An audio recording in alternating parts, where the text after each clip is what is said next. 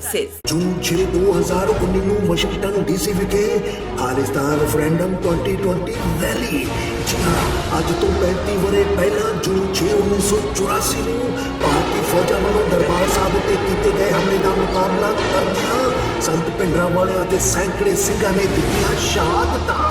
ਇਸੇ ਸੰਬੰਧ ਵਿੱਚ ਜੂਨ 6 ਸ਼ਾਮ 4 ਵਜੇ ਤੋਂ 7 ਵਜੇ ਤੱਕ ਲਿੰਕਨ ਮੈਮੋਰੀਅਲ ਵਾਸ਼ਿੰਗਟਨ ਡੀਸੀ ਵਿਖੇ ਖਾਲਿਸਤਾਨ ਰੈਫਰੈਂਡਮ 2020 ਰੈਲੀ।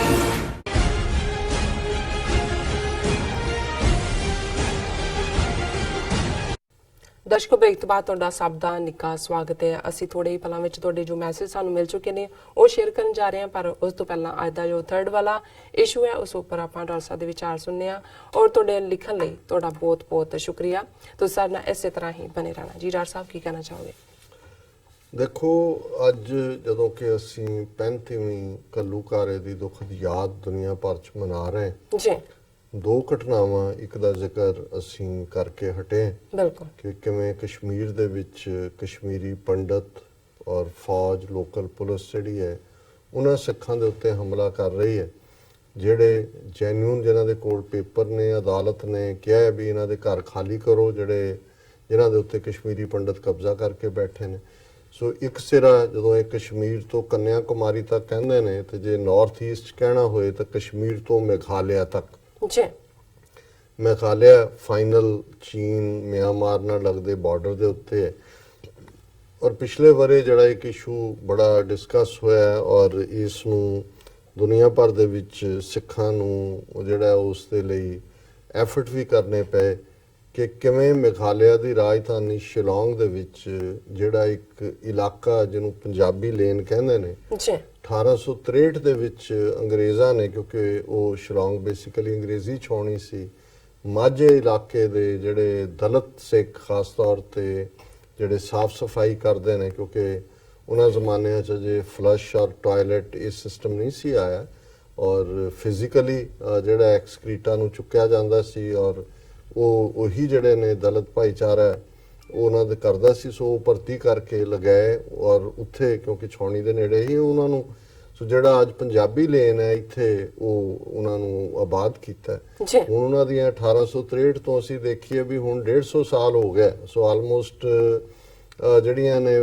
15 ਜਨਰੇਸ਼ਨਾਂ ਉਹਨਾਂ ਦੀਆਂ ਜਾਂ 10 ਜਨਰੇਸ਼ਨਾਂ ਜੇ 20 ਸਾਲ ਦੀ ਮੰਨੀਏ ਜਾਂ 7-8 ਜਨਰੇਸ਼ਨਾਂ, ਉਹ ਅੱਗੇ ਉਹਨਾਂ ਨੇ ਬਿਲਕੁਲ ਉਹਨਾਂ ਦਾ ਕਲਚਰ ਹੀ ਉਹਨਾਂ ਵਾਂਗ ਹੋਇਆ। ਹਾਲਾਂ ਉਹਨਾਂ ਨੇ ਸਿੱਖੀ ਔਰ ਆਪਣਾ ਗੁਰਦੁਆਰਾ ਵਾਲਾ ਕਲਚਰ ਕਾਇਮ ਰੱਖਿਆ ਔਰ ਉਹਨਾਂ ਨੂੰ ਕਿਵੇਂ ਉੱਥੇ ਝਗੜਾ ਹੋਇਆ ਔਰ ਉਹਨਾਂ ਦੇ ਬੀਬੀਆਂ ਨੇ ਉਹਨਾਂ ਨੂੰ ਭਜਾਇਆ। ਬਾਅਦ ਦੇ ਵਿੱਚ ਉਹਨਾਂ ਤੇ ਹਮਲਾ, ਉਹਨਾਂ ਨੇ ਜਿਹੜਾ ਉੱਥੇ ਮੁੱਖ ਟਰਾਈਬ ਹੈ ਖਾਸੀ ਟਰਾਈਬ ਕਬੀਲਾ, ਉਹਨਾਂ ਦੀ ਐਡਮਿਨਿਸਟ੍ਰੇਸ਼ਨ ਮਦਦ ਕਰਦਾ, ਉਹਨਾਂ ਨੇ ਹਮਲਾ ਕੀਤਾ ਪਰ ਸਿੱਖਾਂ ਨੇ ਜਿਹੜਾ ਆਪਣੇ ਆਪ ਨੂੰ ਡਿਫੈਂਡ ਕੀਤਾ। ਫਿਰ ਕਿਉਂਕਿ ਇੰਟਰਵੈਂਸ਼ਨ ਇੰਟਰਨੈਸ਼ਨਲ ਲੈਵਲ ਤੇ ਹੋਈ, ਯੂਨਾਈਟਿਡ ਸਿੱਖਸ ਨੇ ਵੀ ਉਹਨਾਂ ਦਾ ਕੇਸ ਜਿਹੜਾ ਕੋਰਟ ਦੇ ਵਿੱਚੋਂ ਵੀ ਜਿੱਤਿਆ, ਅਦਾਲਤੀ ਤੌਰ ਦੇ ਉੱਤੇ ਇਹ ਸਾਰੇ ਉਹਨਾਂ ਦੀ ਜਿਹੜੇ ਐਵਿਕਸ਼ਨ ਦਾ ਆਰਡਰ ਹੈ ਉਹਦੇ ਤੇ ਪਾਬੰਦੀ ਲੱਗੀ ਹੋਈ ਹੈ। ਲੇਕਿਨ ਹੁਣ ਜਦੋਂ ਚੋਣਾਂ ਹੋਈਆਂ ਨੇ ਮੇਘਾਲਿਆ ਦੇ ਵਿੱਚ ਵੀ ਜਿਹੜਾ ਲੋਕਲ MLA ਵੀ ਬਣਿਆ ਹੁਣ, ਹਾਲਾਂਕਿ ਮੇਘਾਲਿਆ ਕ੍ਰਿਸਚੀਅਨ ਮੈਜੋਰਿਟੀ ਸਟੇਟ ਹੈ, ਇੱਕ ਅਫਸੋਸ ਦੀ ਗੱਲ ਹੈ, ਪਰ ਕਿਉਂਕਿ BJP ਨਾਲ ਰਲੀ ਹੋਈ ਹੈ ਔਰ ਜਦੋਂ ਵੀ ਇਹਨਾਂ ਨੂੰ ਲੱਗਦਾ ਹੈ ਵੀ ਕਿਤੇ ਸਿੱਖ ਤੇ ਮਾਈਨੋਰਿਟੀ ਜਿਹੜੀਆਂ ਦੂਸਰੀਆਂ ਘੱਟ ਗਿਣਤੀਆਂ ਨੇ, ਮੁਸਲਮਾਨ ਜਾਂ ਈਸਾਈ ਔਰ ਦਲਿਤ ਇਕੱਠੇ ਨਾ ਹੋਣ, ਇਹ ਕੁਛ ਨਾ ਕੁਛ ਵਾਕਿਆ ਇਸ ਕਿਸਮ ਦਾ ਕਰਵਾ ਦਿੰਦੇ ਨੇ ਜਿੱਥੇ ਕਿ ਬਿਟਰਨੈਸ ਪੈਦਾ ਹੁੰਦੀ ਹੈ। ਚਲੋ ਮੁਸਲਮਾਨਾਂ ਨਾਲ ਸੰਬੰਧਾਂ ਬਾਰੇ ਤਾਂ ਸਿੱਖ ਕਾਫੀ ਅਵੇਅਰ ਹੋ ਗਏ ਔਰ ਕਰਤਾਰਪੁਰ ਲਾਂਘੇ ਦੇ ਮੁੱਦੇ ਨੇ ਸਾਨੂੰ ਹੋਰ ਵੀ ਦੱਸ ਦਿੱਤਾ ਵੀ ਇਹ ਕਿੱਥੇ ਖੜੇ ਨੇ, ਪਰ ਇਹ ਨਾਰਥ ਈਸਟ ਦੇ ਜਿਹੜੇ ਕਬੀਲੇ ਪੈਸੇ ਪੂਸੇ ਲੈ ਕੇ ਵੀ ਜਿਹੜੇ ਕੁਝ ਵੀ ਕਰਨ ਨੂੰ ਤਿਆਰ ਹੋ ਜਾਂਦੇ ਨੇ, ਉਹਨਾਂ ਨੇ ਕਿਵੇਂ ਉਹਨਾਂ ਨੂੰ ਇਹ ਵਰਤ ਰਹੇ ਨੇ ਹੁਣ ਸਿੱਖਾਂ ਦੇ ਖਿਲਾਫ। ਔਰ ਉਸ MLA ਨੇ ਇਹ ਕਿਹਾ ਕਿ ਜੀ ਮੈਨੂੰ ਤੁਸੀਂ ਵੋਟਾਂ ਪਾਓ, ਮੈਂ ਇਹਨਾਂ ਨੂੰ ਕੱਢਾਂਗਾ ਇੱਥੋਂ, ਉਹ ਬਣ ਵੀ ਗਿਆ। ਔਰ ਹੁਣ ਜਿਹੜੀ ਹਕੂਮਤ ਹੈ ਉਹਨਾਂ ਨੇ Meghalaya government defends eviction of Dalit Sikhs from Punjabi lane after claiming ownership. ਉਹਨਾਂ ਨੇ ਕਿਹਾ ਹੈ, ਉਹਨਾਂ ਦੇ ਮਿਨਿਸਟਰ ਨੇ, ਡਿਫੈਂਡਿੰਗ ਦਾ ਕੰਟਰੋਵਰਸ਼ੀਅਲ ਨੋਟਿਸ, ਕਿਉਂਕਿ ਹੁਣ ਪਿਛਲੇ ਦਿਨਾਂ 'ਚ ਹੀ ਇੱਕ ਨੋਟਿਸ ਜਾਰੀ ਕੀਤਾ ਹੈ। Deputy chief minister tin song, head of high level committee the government had formed for reallocating the residents. In May, the HLC decided to give the residents a month's time to prove they were legal residents. ਹੁਣ ਇਹ HLC ਜਿਹੜੀ high level committee deputy chief minister ਨੇ ਦੇ ਥੱਲੇ ਬਣੀ, ਉਹਨਾਂ ਨੇ ਮਈ ਦੇ ਵਿੱਚ 1 ਮਹੀਨੇ ਦਾ ਨੋਟਿਸ ਦਿੱਤਾ ਕਿ ਜੀ ਆਪਣੇ ਪ੍ਰੂਫ ਦਿਓ ਮਾਲਕੀ ਦੇ ਨਹੀਂ ਤਾਂ ਇੱਥੋਂ ਅਸੀਂ ਤੁਹਾਨੂੰ ਕੱਢ ਦਿਆਂਗੇ।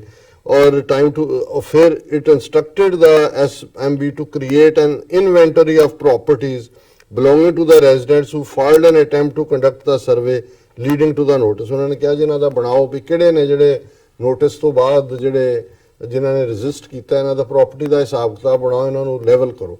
ਸੋ ਜ਼ਾਹਰ ਹੈ ਕਿ ਵੀ ਅਜੇ ਇਲੈਕਸ਼ਨ ਹੋ ਕੇ ਉੱਥੇ ਵੀ ਇੱਥੇ ਵੀ ਹਫਤਾ ਨਹੀਂ ਹੋਇਆ ਤੇ ਇਹ ਪਾਰਟ ਹੋ ਗਿਆ ਔਰ ਇਹ ਹੁਣ ਇਹਦੇ ਉੱਤੇ ਸਿੱਖ ਖਲੋਤੇ ਨੇ ਤੇ defending the controversial notice presented to Dalit Sikh residents in Meghalaya ਕਿ ਇਹ government of Christian majority state has said the locality known as Punjabi Lane is the property of Shillong Municipal Board, reports the Hindu ਅਖਬਾਰ ਨੇ ਕਿਹਾ ਜੀ ਇਹ Shillong municipal board ਦੀ property ਹੈ, ਰਹਿੰਦੇ ਨੇ ਤੇ 150 ਸਾਲ ਤੋਂ ਫਿਰ ਕੀ ਹੋਇਆ, ਅਸੀਂ ਜਿਹਨੂੰ ਮਰਜ਼ੀ ਐਵਿਕਟ ਕਰ ਦਈਏ।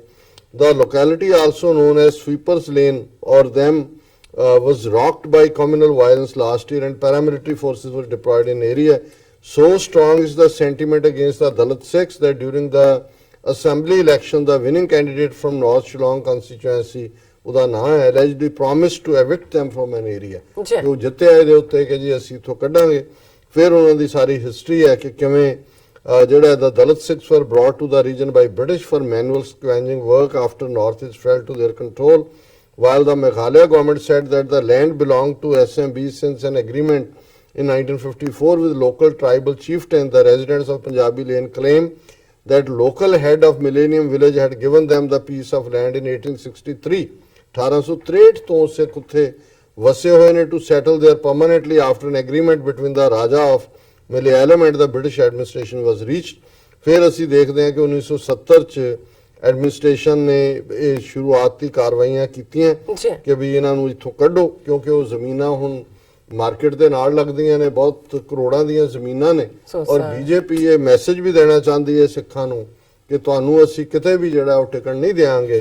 ਸੋ ਇਹ ਉਹਨਾਂ ਨੇ ਇਨ ਦਾ ਐਂਡ ਇਹ ਸਾਰੀ ਸਟੋਰੀ ਚ ਇਹੀ ਹੈ ਕਿ ਇਹ ਅਲਟੀਮੇਟਲੀ ਉਹਨਾਂ ਦਾ ਉਜਾੜਾ। ਔਰ ਜਦੋਂ ਪਹਿਲਾਂ ਇਹਨਾਂ ਨੇ ਉਹਨਾਂ ਨੂੰ ਉਜਾੜਨ ਦੀ ਕੋਸ਼ਿਸ਼ ਕੀਤੀ, ਪੰਜਾਬ ਗਵਰਨਮੈਂਟ ਨੇ ਵੀ ਕੁਛ ਜਿਹੜਾ ਉਹਨਾਂ ਨੂੰ ਕਿਉਂਕਿ ਗੁਰਦੁਆਰੇ ਤੇ ਹਮਲਾ ਕੀਤਾ ਸੀ, ਸਕੂਲ ਨੁਕਸਾਨ ਕੀਤਾ ਔਰ ਕੁਛ ਮਨੀ ਪੰਜਾਬ ਗਵਰਨਮੈਂਟ ਨੇ ਦਿੱਤੀ ਸੀ ਤੇ ਉਦੋਂ ਵੀ ਜਿਹੜੀ ਉਹਨਾਂ ਦੀ ਕੈਬਨਿਟ ਨੇ ਕਿਹਾ ਕਿ ਜੀ ਇਹ ਸਾਡੀ ਸਟੇਟ ਹੈ, ਪੰਜਾਬ ਨੂੰ ਕੀ ਹੱਕ ਹੈ ਇੱਥੇ ਇੰਟਰਫੀਅਰ ਕਰਨ ਦਾ, ਯਾਨੀ ਤੁਸੀਂ ਉਹਨਾਂ ਨੂੰ ਰਹਿਣ ਵੀ ਨਹੀਂ ਦੇਣਾ, ਜਿਹੜੇ 150 ਸਾਲ ਤੋਂ ਰਹਿ ਰਹੇ ਨੇ ਕੱਢਣਾ ਵੀ ਹੈ ਤੇ ਜੇ ਕੋਈ ਉਹਨਾਂ ਦੀ ਜਿਹੜਾ ਟੁੱਟਿਆ ਸਟਰਕਚਰ ਹੈ ਉਹਨੂੰ ਬਣਾਉਣ ਦੇ ਲਈ ਮਦਦ ਕਰਦਾ ਤੁਸੀਂ ਉਹ ਪੈਸੇ ਵੀ ਨਹੀਂ ਆਣ ਦੇਣੇ, ਤੁਸੀਂ ਸਿੱਖਾਂ ਨੂੰ ਵੀ ਨਹੀਂ ਵੜਨ ਦੇਣਾ। ਉਸ ਤੋਂ ਬਾਅਦ ਸ਼ਿਲਾਂਗ ਔਰ ਉਸ ਏਰੀਆ ਜਾਣ ਵਾਲੇ ਸਿੱਖ ਟਰੱਕ ਡਰਾਈਵਰਾਂ ਤੇ ਵੀ ਅਟੈਕ ਹੋਏ ਨੇ, 2-3 ਜਿਹੜੇ ਨੇ ਉਹ ਅਨਆਇਡੈਂਟੀਫਾਈਡ ਬਣਾ ਕੇ ਉਹਨਾਂ ਦੀਆਂ ਡੈੱਡ ਬਾਡੀਜ਼ ਵੀ ਮਿਲੀਆਂ।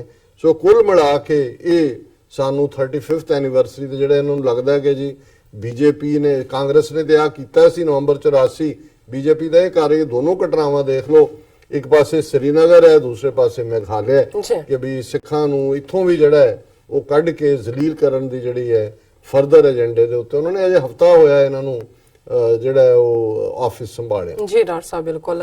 ਹੁਣ ਆਪਾਂ ਪ੍ਰਦਰਸ਼ਕਾਂ ਦੇ ਜੋ ਮੈਸੇਜ ਨੇ ਉਹ ਲੈਂਦੇ ਹਾਂ। ਅਸੀਂ ਸਭ ਦਾ ਬਹੁਤ-ਬਹੁਤ ਸ਼ੁਕਰੀਆ ਅਦਾ ਕਰਦੇ ਹਾਂ। ਕੁਲਦੀਪ ਸਿੰਘ ਜੀ ਸਾਨੂੰ ਲਿਖਦੇ ਨੇ, ਮਰਦੇ ਮੁਜਾਹਿਦ ਸੰਤ ਜਰਨੈਲ ਸਿੰਘ ਖਾਲਸਾ ਜੀ ਪਿੰਡਰਾਂ ਵਾਲੇ ਜ਼ਿੰਦਾਬਾਦ ਜ਼ਿੰਦਾਬਾਦ ਲਿਖਿਆ ਉਹਨਾਂ ਨੇ। ਬਨਾਰਸ ਖਾਨ ਜੀ ਸਾਨੂੰ ਹਮੇਸ਼ਾ ਤਰ੍ਹਾਂ ਜੀ ਆਇਆਂ ਨੂੰ ਕਹਿੰਦੇ ਨੇ।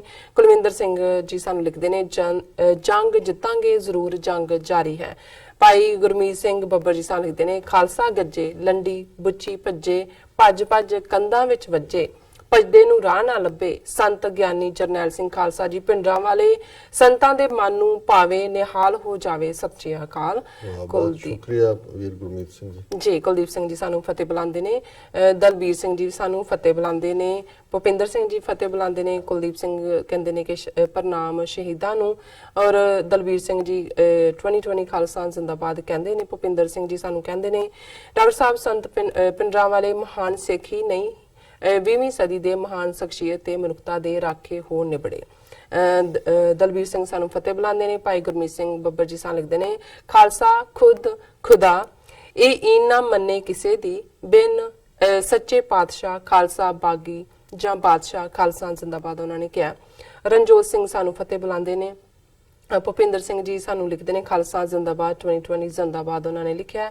ਬੱਬਰ ਸ਼ੇਰੇ ਖਾਲਸਾ ਪੰਥ ਇਸ ਆਈਡੀ ਤੋਂ ਸਾਨੂੰ ਲਿਖਤ ਆਈ ਹੈ, ਲਿਖਦੇ ਨੇ, ਡਾਕਟਰ ਸਾਹਿਬ ਜੀ ਵਾਹਿਗੁਰੂ ਜੀ ਕਾ ਖਾਲਸਾ ਵਾਹਿਗੁਰੂ ਜੀ ਕੀ ਫਤਿਹ। ਡਾਕਟਰ ਸਾਹਿਬ ਜੀ ਉਹ 40 ਬੱਚੇ ਸਨ ਜਿਨ੍ਹਾਂ ਦੇ ਮਾਂ-ਬਾਪ ਦਰਬਾਰ ਸਾਹਿਬ ਹਮਲੇ ਵਿੱਚ ਕਤਲ ਕੀਤੇ ਗਏ ਸਨ। ਭਾਰਤੀ ਫੌਜ ਨੇ ਉਹਨਾਂ ਨੂੰ 3 ਕੈਟਾਗਰੀਆਂ ਵਿੱਚ ਰੱਖਿਆ ਸੀ। ਇਹਨਾਂ ਬੱਚਿਆਂ ਦੀ ਉਮਰ 4 ਸਾਲ ਤੋਂ 12 ਸਾਲ ਤੱਕ ਦੀ ਸੀ। 4 ਸਾਲ ਤੋਂ 6 ਸਾਲ ਤੱਕ ਬੱਚੇ ਉਹਨਾਂ ਨੇ ਕੈਟਾਗਰੀਆਂ ਵਿੱਚ ਜਿਹੜੇ ਬੱਚੇ ਆਏ ਨੇ ਉਹ ਲਿਖਿਆ। ਇਹਨਾਂ ਨੇ ਕਿਹਾ ਹੈ ਕਿ ਪਹਿਲਾ ਉਹਨਾਂ ਨੇ ਨਾਂ ਦਿੱਤਾ ਹੈ ਪੁਸਟੀਅਲ ਟੈਰਰਿਸਟ ਐਂਡ ਦੂਸਰੀ ਕੈਟਾਗਰੀ ਵਾਲੇ ਜਿਹੜੇ ਬੱਚੇ ਸਨ ਜਿਹੜੇ 6 ਤੋਂ 9 ਸਾਲ ਤੱਕ ਦੇ ਉਹ ਟੈਰਰਿਸਟ ਸਨ, ਔਰ ਜਿਹੜੇ 9 ਸਾਲ ਤੋਂ 12 ਸਾਲ ਤੱਕ ਦੇ ਸਨ ਉਹ ਡੇਂਜਰ ਟੈਰਰਿਸਟ ਸਨ। ਕਿਹਨਾਂ ਨੇ ਲਿਖਿਆ? ਇਹ ਲਿਖਿਆ ਬੱਬਰ ਸ਼ੇਰੇ ਖਾਲਸਾ ਪੰਥ ਆਈਡੀ ਤੋਂ ਲਿਖਿਆ। ਬਹੁਤ ਸ਼ੁਕਰੀਆ ਵੀਰ ਜੀ, ਤੁਸੀਂ ਉਹਨਾਂ ਦਾ ਹੋਰ ਵੀ ਹੈਗਾ। ਫਿਰ ਕਈ ਮਹੀਨੇ ਬਾਅਦ ਇੱਕ ਦੱਖਣ ਭਾਰਤ ਦੀ ਮਨੁੱਖੀ ਅਧਿਕਾਰਾਂ ਲਈ ਕੰਮ ਕਰਨ ਵਾਲੀ ਬੀਬੀ ਚਟੋਪਾਧਿਆਏ ਹਾਂਜੀ ਨੇ ਆਵਾਜ਼ ਉਠਾਈ ਤਾਂ ਭਾਰਤੀ ਫੌਜ ਦੇ ਖੁਫੀਆ ਵਿਭਾਗ ਦੇ ਜਨਰਲ ਨੇ ਬੀਬੀ ਨੂੰ ਕਾਫੀ ਧਮਕੀਆਂ ਦਿੱਤੀਆਂ ਸਨ। ਕਹਿੰਦਾ ਇਹ ਬੱਚੇ ਇਹ ਬਹੁਤ ਖਤਰਨਾਕ ਨੇ ਜੋ ਅਸੀਂ ਕਰ ਰਹੇ ਹਾਂ, ਸੋਚ ਸਮਝ ਕੇ ਦੇਸ਼ ਦੇ ਭਲੇ ਲਈ ਕਰ ਰਹੇ ਹਾਂ। ਜੇਕਰ ਇਹ ਜੇਲ੍ਹ ਤੋਂ ਬਾਹਰ ਆ ਕੇ ਕੁਝ ਖਤਰਨਾਕ ਕਰਦੇ ਨੇ ਤਾਂ ਫਿਰ ਤੁਸੀਂ ਜ਼ਿੰਮੇਵਾਰ ਹੋਵੋਗੇ। ਪਰ ਉਹ ਬੀਬੀ ਨੇ ਹਿੰਮਤ ਨਹੀਂ ਹਾਰੀ ਤੇ ਬੱਚਿਆਂ ਨੂੰ ਜੇਲ੍ਹ ਵਿੱਚੋਂ ਬਾਹਰ ਕੱਢ ਦਿੱਤਾ। ਵਾਹਿਗੁਰੂ ਜੀ ਕਾ ਖਾਲਸਾ, ਵਾਹਿਗੁਰੂ ਜੀ ਕੀ ਫਤਿਹ। ਬਿਲਕੁਲ ਮੈਨੂੰ ਵੀ ਯਾਦ ਆਇਆ ਕਿ ਐਗਜ਼ੈਕਟਲੀ ਨੂੰ ਭੁੱਲਿਆ ਹੋਇਆ ਸੀ ਮੈਂ, ਜਿੰਨੀ ਕੱਲ ਮੈਨੂੰ ਜਾਣਕਾਰੀ ਆਈ ਜੀ। ਬਹੁਤ ਸ਼ੁਕਰੀਆ ਵੀਰ ਜੀ ਤੁਹਾਡਾ ਜਾਣਕਾਰੀ। ਰਣਜੋਤ ਸਿੰਘ ਸਾਹਿਬ ਲਿਖਦੇ ਨੇ ਕੋਟ ਪ੍ਰਣਾਮ ਸ਼ਹੀਦਾਂ ਨੂੰ, ਔਰ ਫਰੀਦ ਖਾਨ ਲਿਖਦੇ ਨੇ ਸਲਾਮ doctor Sahib and sister Neelam Kaur. ਬਹੁਤ ਸ਼ੁਕਰੀਆ ਜੀ। ਬਲਦੇਵ ਕਲੇਰ ਸਾਹਿਬ ਲਿਖਦੇ ਨੇ ਵਾਹਿਗੁਰੂ ਜੀ ਐਂਡ ਸ਼ਾਹਿਦ ਅਲੀ ਸਾਹਿਬ ਲਿਖਦੇ ਨੇ ਸਤਿ ਸ਼੍ਰੀ ਅਕਾਲ ਆਲ। ਅਸੀਂ ਉਹਨਾਂ ਗੁਰੂਆਂ ਦੇ ਰਾਵਾਂ ਉੱਤੇ ਚੱਲਦੇ ਜਿੰਦੇ ਲੋਕ 1.25 ਲੱਖ ਨਾਲ ਲੜੇ ਕੱਲੇ ਮੈਂ ਫੈਨ ਸੰਤ ਜਰਨੈਲ ਸਿੰਘ ਖਾਲਸਾ ਦਾ ਜੋ ਨਹੀਂ ਸੀ ਗੁਲਾਮੀ ਕਰਦਾ, ਸਲਾਮ ਸ਼ਹੀਦ ਨੂੰ ਉਹਨਾਂ ਨੇ ਲਿਖਿਆ। ਬਹੁਤ ਸ਼ੁਕਰੀਆ ਸ਼ਾਹਿਦ ਜੀ। ਅਮਰਜੀਤ ਬਦਵਾਲ ਸਾਹਿਬ ਲਿਖਦੇ ਨੇ we are always with TV 84 and S Surinder ji ਦੀ ਲਿਖਤ ਆਈ ਹੈ। ਲਿਖਦੇ ਨੇ ਤੀਜਾ ਘੱਲੂਕਾਰਾ ਇੱਕ ਯਾਦ ਪੁਰਾਣੀ ਆਈ ਹੈ, ਹੰਝੂਆਂ ਵਿੱਚ ਤਾਰੀ ਲਾਈ ਹੈ, ਦਿਲ ਸੂਲ ਸੁਰਾਈ ਪੀਂਦਾ ਹੈ, ਮੈਂ ਰਾਤ ਦੀ ਘੋੜੀ ਗਾਈ ਹੈ। ਉਹ ਮੰਜ਼ਰ ਚੇਤੇ ਆਉਂਦਾ ਹੈ, ਦਿਲ ਰਤ ਪ੍ਰਾਗਾ ਗਾਉਂਦਾ ਹੈ, ਇੱਕ ਦਰਦ ਅਵੱਲਾ ਉੱਠਦਾ ਹੈ, ਮਨ ਰਤ ਸਰੋਵਰ ਨਾਂਦਾ ਹੈ, ਤਨ ਜੰਗਲ ਵਾਂਗੂ ਬਲਦਾ ਹੈ, ਗਮ ਸੀਨੇ ਦੇ ਵਿੱਚ ਪਲਦਾ ਹੈ, ਮੈਂ ਕਿੱਦਾਂ ਸੱਲ ਬਿਆਨ ਕਰਾਂ, ਮੈਨੂੰ ਦੁੱਖ ਪੁਰਾਣਾ ਛਲਦਾ ਹੈ।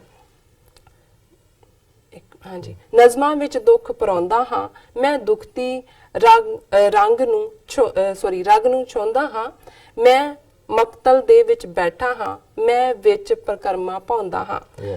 ਮੁੜ ਜੂਨ ਮਹੀਨਾ ਆਇਆ ਹੈ, ਜ਼ਖਮਾਂ ਨੇ ਆਣ ਜਗਾਇਆ ਹੈ, ਸੁਰਿੰਦਰ ਪ੍ਰਣਾਮ ਸ਼ਹੀਦਾਂ ਨੂੰ, ਗੈਰਤ ਨੂੰ ਸੀਸ ਝੁਕਾਇਆ ਹੈ। ਸੁਰਿੰਦਰ ਜੀ ਤੁਹਾਡੀ ਲਿਖਤ ਤਾਂ ਰਿਮਾਰਕੇਬਲ ਹੁੰਦੀ ਹੈ, ਜਿੰਨਾ ਜ਼ਬਰਦਸਤ ਸਿੰਬੋਲਿਜ਼ਮ ਤੁਸੀਂ ਇਸ ਘੱਲੂਕਾਰੇ ਦੀ ਨਜ਼ਮ ਚ ਵਰਤਿਆ। ਵਾਹ ਵਾਹ, ਵੈਰੀ ਨਾਈਸ। ਨਵੀਦ ਅਕਰਮ ਸਾਹਿਬ ਲਿਖਦੇ ਨੇ ਵੈਲ ਸੈਡ ਆਮ ਰੈਗੂਲਰ ਵਿਊਅਰਸ ਨੇ ਲਿਖਿਆ, ਮੈਂ ਹਮੇਸ਼ਾ ਤੁਹਾਡਾ ਪ੍ਰੋਗਰਾਮ ਦੇਖਦਾ ਸੁਣਦਾ ਹਾਂ। ਔਰ ਬਾਸ਼ਰ ਜੀ ਸਾਨੂੰ ਕਹਿੰਦੇ ਨੇ ਗ੍ਰੇਟ ਖਾਲਿਸਤਾਨ। ਗੈਰੀ ਸੰਧੂ ਲਿਖਦੇ ਨੇ ਰਾਜ ਕਰੇਗਾ ਖਾਲਸਾ, ਪ੍ਰਣਾਮ ਸ਼ਹੀਦਾਂ ਨੂੰ, ਜਦੋਂ ਤੂੰ ਲੜਿਆ ਸੀ ਮੈਦਾਨੇ ਜੰਗ ਅੰਦਰ, ਉਦੋਂ ਡਰਦੇ ਸੀ ਤੇਰੇ ਤੀਰ ਕੋਲੋਂ, ਤੂੰ ਸ਼ਹਾਦਤ ਦਾ ਜਾਮ ਪੀ ਗਿਆ, ਅੱਜ ਡਰਦੇ ਨੇ ਤੇਰੀ ਤਸਵੀਰ ਕੋਲੋਂ। ਵਾਹ, ਵੈਰੀ ਨਾਈਸ। ਫਿਰ ਉਹ ਲਿਖਦੇ ਨੇ ਬਾਜਾਂ ਨੂੰ ਕਾਹਦਾ ਮਿਹਣਾ, ਘਰ ਖੁੱਸੇ ਘਟੀ ਆਬਾਦੀ ਦਾ, ਮੇਰੇ ਪੁਰਖੇ ਵਾਹ ਕੇ ਤੁਰ ਗਏ ਨੇ, ਨਕਸ਼ਾ ਮੇਰੀ ਆਜ਼ਾਦੀ ਦਾ। ਬਹੁਤ ਸ਼ੁਕਰੀਆ। ਔਰ ਗੈਰੀ ਸੰਧੂ ਹਮੇਸ਼ਾ ਹੀ YouTube ਦੇ ਉੱਤੇ ਵੀ ਜਦੋਂ ਅਪਲੋਡ ਵੀ ਹੁੰਦਾ, ਪਹਿਲੇ ਜਿਹੜੇ ਮੈਸੇਜ ਛੱਡਣ ਵਾਲੇ ਨੇ ਉਹਨਾਂ ਦੇ ਵਿੱਚ ਵੀਰ ਹੁੰਦੇ ਨੇ। ਸ਼ਹਿਜ਼ਾਦ ਇਰਫਾਨ ਜੀ ਆਇਆਂ ਨੂੰ ਕਹਿੰਦੇ ਨੇ, ਤੁਹਾਨੂੰ ਵੀ ਔਰ ਮੈਨੂੰ ਵੀ। Thank you so much. Hunter AK47 Waheguru ji, Amarinder Singh Fateh ਬੁਲਾਉਂਦੇ ਨੇ। ਅਹਿਮਦ ਹਮਜ਼ਾ ਲਿਖਦੇ ਨੇ no doubt Sant Jarnail Singh ji is the hero of Sikh nation. Sant ji fought and died for the cause of Sikh nation. Jarnail Singh put the Sikh nation on the path of freedom. ਬਹੁਤ ਸ਼ੁਕਰੀਆ ਅਹਿਮਦ ਹਮਜ਼ਾ ਜੀ। ਵੀਰ Gurdev Singh never forget 84 ਕਹਿੰਦੇ ਨੇ। ਜਾਵੇਦ ਖਾਨ ਇਹ ਕਹਿੰਦੇ ਨੇ ਕਿ ਵੀ ਤੁਸੀਂ ਜਦੋਂ ਅਪਸੈਟ ਹੁੰਦੇ ਹੋ, ਜੋਸ਼ ਚ ਆਉਂਦੇ ਹੋ, ਤਾਂ ਫਿਰ ਇਵੇਂ ਹੁੰਦਾ ਹੈ ਵੀ ਜਿਵੇਂ ਬਸ਼ੀਰਾ ਟਰਬਲ ਚ ਆਇਆ ਨੂੰ ਕੱਢਣਾ, ਫਿਰ ਕਹਿੰਦੇ ਨੇ ਕੋਈ ਨਹੀਂ ਹਰ ਚੀਜ਼ ਠੀਕ ਹੋਏਗੀ। ਨਹੀਂ ਜਾਵੇਦ ਖਾਨ ਜੀ, ਇਹ ਵੈਰਾਗ ਦੇ ਹੰਝੂ, ਪਿਆਰ ਦੇ ਹੰਝੂ ਨੇ ਕੌਮ ਦੇ ਲਈ, ਔਰ ਇਹ ਸਾਡਾ ਰਿਜ਼ੋਲਵ ਹੈ ਜਿਹੜਾ ਜਿਸ ਨੂੰ ਮਜ਼ਬੂਤ ਕਰਦੇ ਨੇ। ਔਰ ਇਹ ਜ਼ਾਹਰ ਹੈ ਜਿਨ੍ਹਾਂ ਨੇ ਆਪਣੀਆਂ ਜ਼ਿੰਦੜੀਆਂ ਕੁਰਬਾਨ ਕੀਤੀਆਂ, ਉਹ ਬੜੀਆਂ ਪਾਕ ਰੂਹਾਂ ਸਨ। ਜੀ। ਔਰ ਅਸੀਂ ਤਾਂ ਗੁਰੂ ਤੋਂ ਇਹ ਮੰਗ ਹੀ ਸਕਦੇ ਹਾਂ ਕਿ ਸਾਨੂੰ ਉਹਨਾਂ ਦੇ ਰਸਤੇ ਤੇ ਮਜ਼ਬੂਤੀ ਦੇ ਨਾਲ ਬਿਨਾਂ ਕਦਮ ਡੋਲਿਆਂ ਚੱਲਣ ਦਾ ਰੱਬ ਜਿਹੜਾ ਹੈ ਉਹ ਬਲ ਬਖਸ਼ੇ, ਤਾਕਤ ਬਖਸ਼ੇ, ਹਿੰਮਤ ਦੇ। ਬਿਲਕੁਲ। ਸੋ ਤੁਹਾਡਾ ਬਹੁਤ ਬਹੁਤ ਬਹੁਤ ਸ਼ੁਕਰੀਆ ਜੀ। ਡਾਕਟਰ ਸਾਹਿਬ ਆਪਾਂ ਬ੍ਰੇਕ ਤੇ ਚੱਲਦੇ ਹਾਂ। ਵਿਊਅਰਸ ਤੁਸੀਂ ਸਾਨੂੰ ਇਸ ਤਰ੍ਹਾਂ ਮੇਰੇ ਨਾਲ ਮਿਲਦੇ ਹਾਂ ਛੋਟੇ ਜਿਹੇ ਬ੍ਰੇਕ ਤੋਂ ਬਾਅਦ।